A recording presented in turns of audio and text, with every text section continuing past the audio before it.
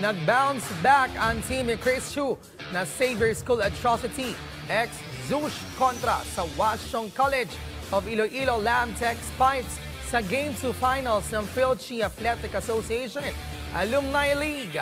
Para sa buong detalye, narito ang report ni Jamaica Bayaka. Hindi pa tapos ang laban. Yan ang pinakita ng Xavier School Atrocity X-Shoes sa Game 2 ng Best of 3 Final Series ng Philchi Athletic Association Alumni League na ginanap kagabi sa PhilOil Arena sa San Juan City, Manila.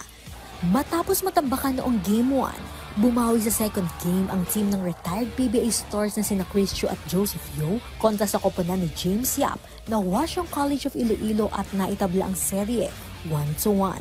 Matinding depensa ang pinakita ng team ni Yap sa unang quarter pa lang ng laban, kung kaya't nahirapang makadiskarte ang Xavier School sa first half. Umabot sa 15-32 ang kanilang pinakamalaking kalamangan sa laro. Pero pagdating sa second half, nagpaulan ng tres ang shooting guard na si Joseph Yeo, dahilan para pababain sa 4 points ang kalamangan ng Lamtech sa third quarter. Sa fourth and final quarter, hindi nga nagpahinga sa pagpukol ng tres ang Xavier at tuluyang nakalamang sa laro. Ang final score, 73-69.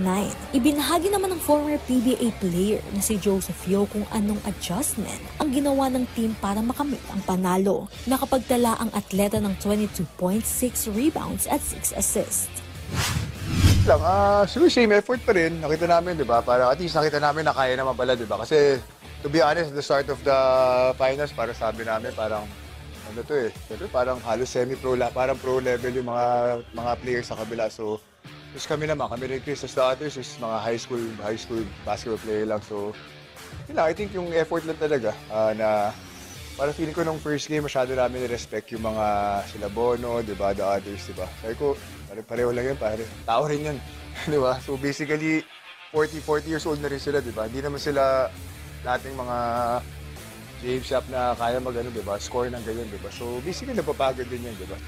Samantala, 20 points, 7 rebounds at 4 assists naman ang naiambag ng basketball star na si Chris Chu para sa Xavier. Kahit may injury, hinirang pa rin si Chu na best player of the game. Just had to dig deep kasi it's a do or die game for us. Championship na rin. And then may iniinda talaga akong injury, pero yun nga, nakita mo yung support ng community namin sa Xavier.